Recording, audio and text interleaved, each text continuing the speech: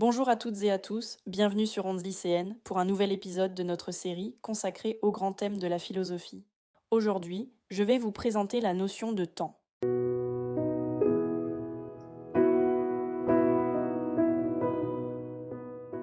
Tout d'abord, le temps peut être défini comme la dimension dans laquelle se succèdent les événements, le passé, le présent et le futur. Mais le temps peut être compris de deux façons différentes. Il peut être mesuré objectivement, par exemple avec une horloge, ou vécu subjectivement, selon notre ressenti.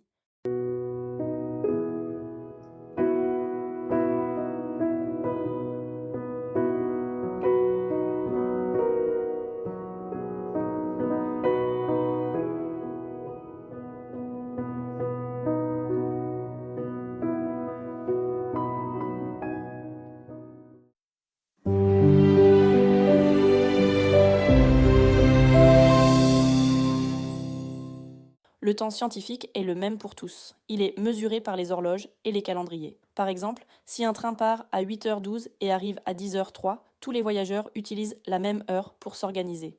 Ce temps mesurable permet de coordonner les activités humaines et de donner un ordre au monde. Mais le temps ne se réduit pas à ce temps mesuré.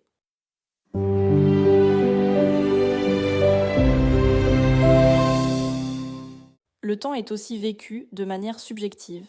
Henri Bergson explique que nous ressentons le temps différemment selon les situations. Il parle de la durée, c'est-à-dire du temps vécu intérieurement par la conscience. Par exemple, une heure de cours peut sembler très longue quand on s'ennuie, alors qu'une heure passée avec des amis paraît très courte. Le temps psychologique dépend donc de nos émotions et de notre état d'esprit.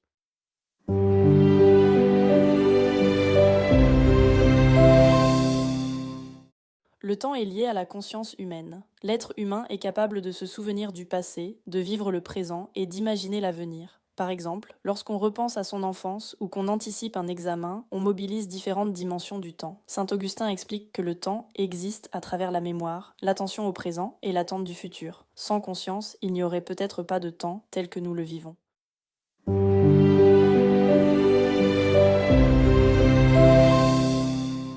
Le temps rappelle la fragilité et la finitude humaine.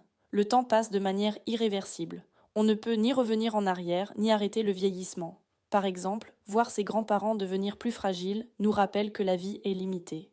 Heidegger affirme ainsi que l'homme est un être pour la mort. Selon lui, c'est parce que nous savons que notre existence est finie que nos choix et notre vie prennent du sens.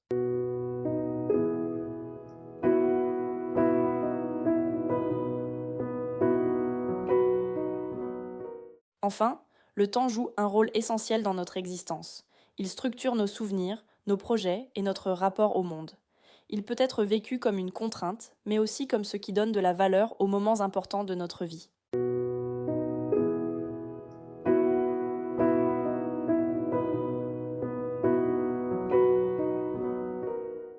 Pour conclure, le temps est une notion complexe. Il est à la fois une réalité objective mesurable et une expérience subjective vécue par la conscience.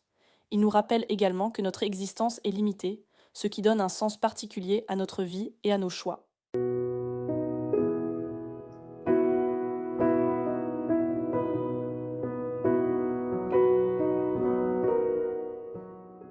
Merci de nous avoir écoutés et à bientôt pour un nouvel épisode sur Ondes lycéennes.